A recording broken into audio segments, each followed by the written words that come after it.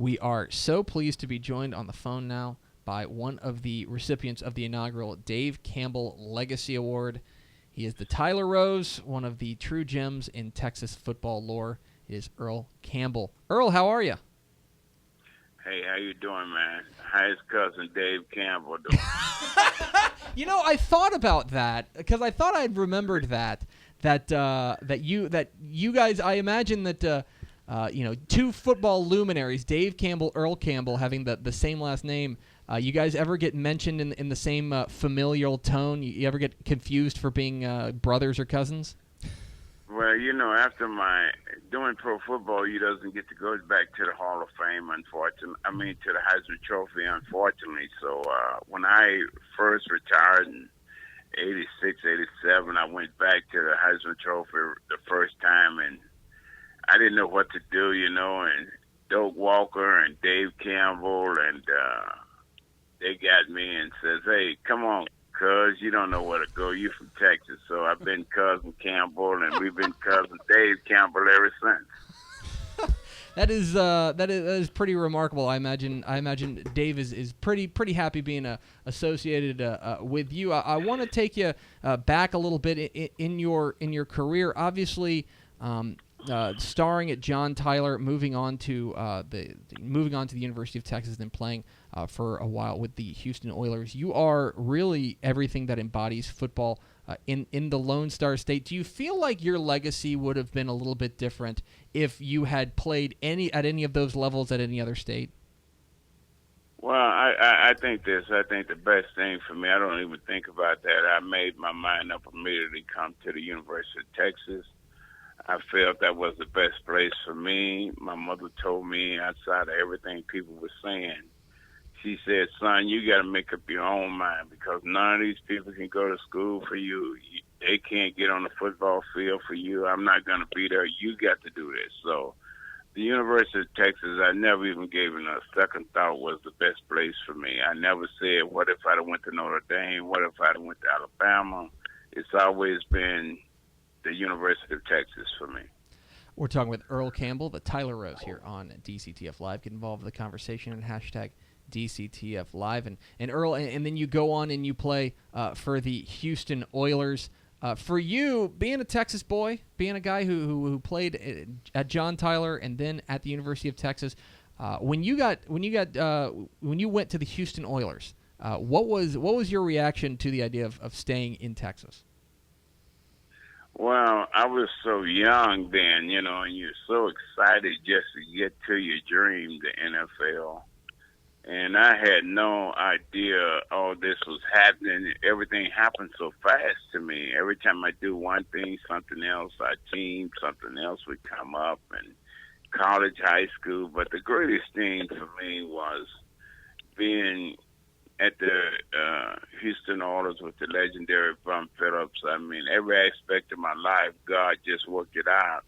Corky Nelson was my dad for college, for high school, Darryl Royer for Akers for college, and the ultimate dad put the taps on it, Phillips. So everywhere I went, I always had that invisible dad, them right there with me, and they all told me things that my dad would have told me, or my parents would have told me. So playing for Phillips was, I mean, that's the ultimate thing. I'll tell you something funny. Like when I got to rookie camp, out there with the other veterans, he said one day, I want all the rookies to go in the weight room and lift weights.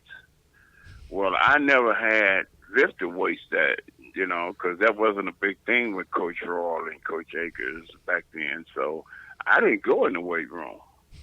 So the next day, and by the way, he never knew my name was Earl Campbell, and I was EC to him 2 weeks before I saw him, he passed. He says, EC, come here.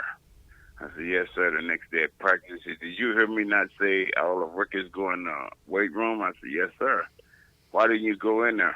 I said, I never lifted weights before. He said, you got to be, he said another word, kidding me, but he said, son, where did all that come from? I said, I guess the good Lord just gave it to me. So, well, next time you go in that weight room, but today I'm going to find you 10,000. So Phillips was just ultimate guy, man. He would tell us stuff about going to see the kids at the hospitals, sign autographs for people when you're in public, be a man. It was all about life after football. Football was something he just got to keep you in line. But what a great guy. One of the reasons we're having you on, not that we need an excuse to have you on, is that you are one of the recipients of the inaugural Dave Campbell Legacy Award, along with Drew Brees, Yes, sir. Drew Brees and Gary Patterson. There's a this just goes in a what I imagine is an ever-growing trophy case for you. Is there a particular accomplishment or a particular award that stands out to you that you're particularly proud of? I don't know if you're considered an award or, to me, determined to get this done. I was the first one in my family out of 7 boys and 4 girls to do it. And to be able to do it while you were attending the University of Texas was unbelievable because back then, as you know, I don't know, you're probably a young man, but I'm 60 years old now. And back when I was playing football, they used to call us jocks. Mm-hmm.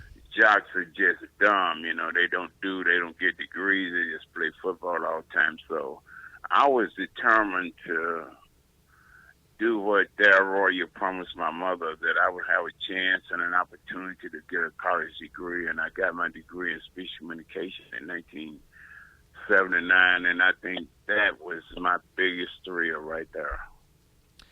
I got to ask you about your Longhorns heading into the 2016 season. Charlie Strong, this seems like a big year after missing a bowl last year.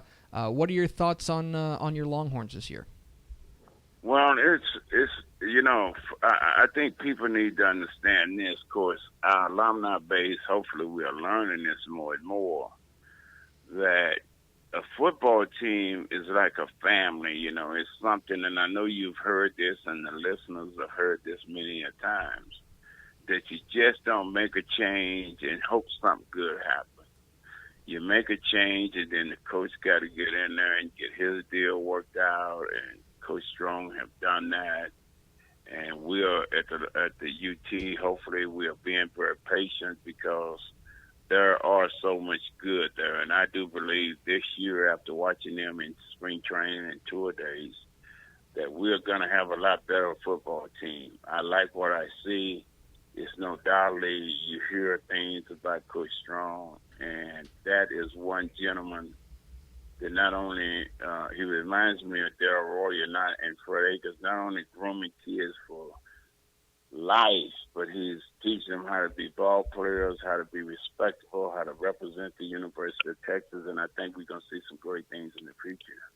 We're talking with Earl Campbell. But one thing I want to jump the hook. One thing I want to say about cousin Dave Campbell and Miss Campbell,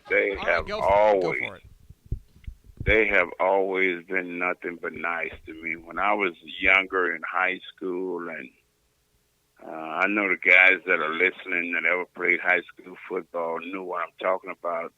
You could not wait till that Dave Campbell magazine come out, hoping that you was in there. Mm-hmm.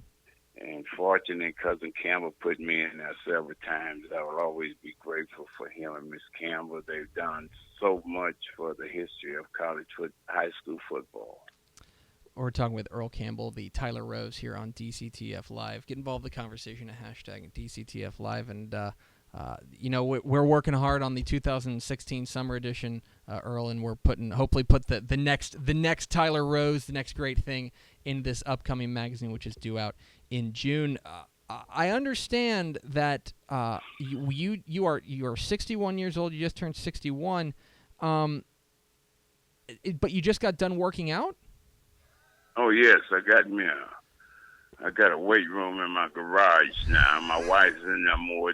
Listen to this. My wife is in there more than I am, but I bought me a brand new Bowflex machine, okay, and I'm crazy about that Bowflex. And I get up there and no man try to ride it.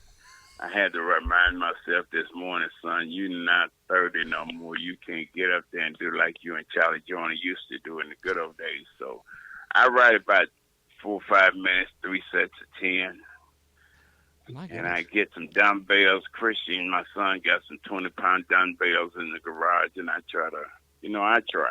So it's once an athlete, always an athlete. So is it safe to say that you lift weight? You spend more time in the weight room now than you did in high school and in your early years at Texas? Oh, yeah. Let me tell you about high school, man. One time, my Corky Nelson brought out a T-shirt. Said you lift 225 pounds 3 times, you get this T-shirt, right? Mm-hmm. Well, I come from Tyler, out on that farm, Rosefield, so I got up under that weight thing, and I did it about 6 times and got me a T-shirt, and I never lift high school weights again. I can remember every time I went in the weight room in my career. I can remember the times I went in there when Doug English and them were lifting weights at UT. I used to go in there and look at him and brag, sure. I never understood that. So I would like to say this, though. On behalf of the state of Texas and our college football, our high school football, and all, that Coach Browers, I know he's going through some things right now, but every time I've been with him, he's been respectful to me.